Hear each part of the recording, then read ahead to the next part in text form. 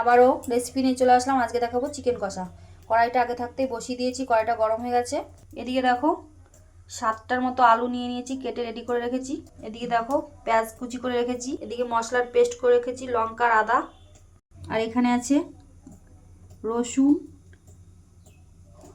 Tomato, তারপরে কাঁচা লঙ্কা দিয়ে একটা পেস্ট করে নিয়েছি, আর অল্প কটা পেঁয়াজ কুচি দিয়েছি। আর এদিকে দেখো চিকেনটাও ধুয়ে রেখে রেডি করে রেখেছি। এদিকে দেখো টমেটো কেটে রেখেছি, দুটো নিয়েছিলাম, একটা পেস্টে দিয়েছি আর একটা কেটে রেখেছি। আর এদিকে গরম গরম হয়ে গেছে কড়াইটা, এবার তেল দিয়ে দিলাম।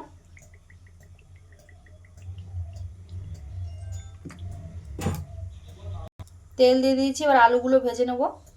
এদিকে দেখো লবণ হলুদ দিয়ে মেখে নিয়েছি আলুটা, এবার ভেজে নেবো ভালো করে।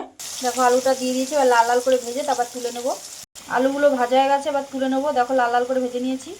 এবার একটু ফোড়নে জিরে দিয়ে দিলাম। এবার পেঁয়াজ কুচিগুলো দিয়ে দেবো।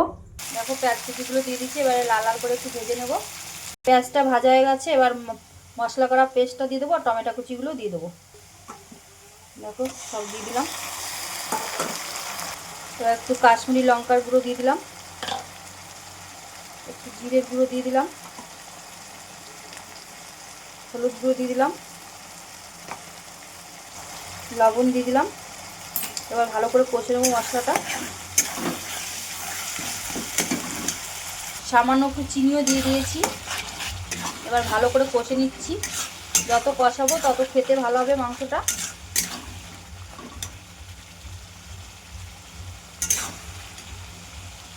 এদিকে মাংসটা আমি লেবু দিয়ে ম্যারিনেট করে রেখেছিলাম, দেখো রয়েছে। কষানো হয়ে গেলে তারপরে মাংসটা দিয়ে দেবো। এদিকে দেখো মশলাটা ভালোভাবে কষানো হয়ে গেছে, এবার ম্যারিনেট করা মাংসটা দিয়ে দেবো।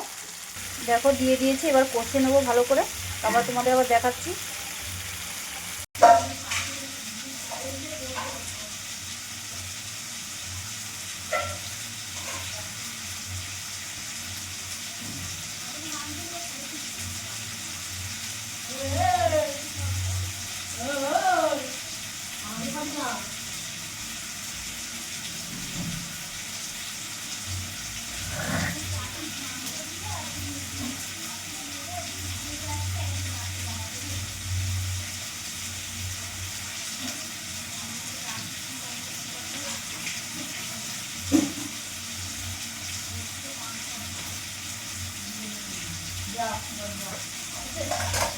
ধোয়াই ওইখানে ভালো করে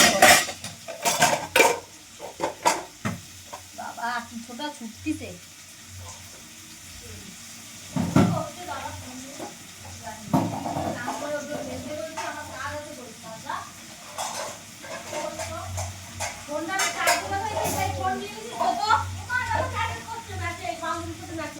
বান্ধবীর সাথে বাপ যেদিন দেখবে না সেদিন দেবেন।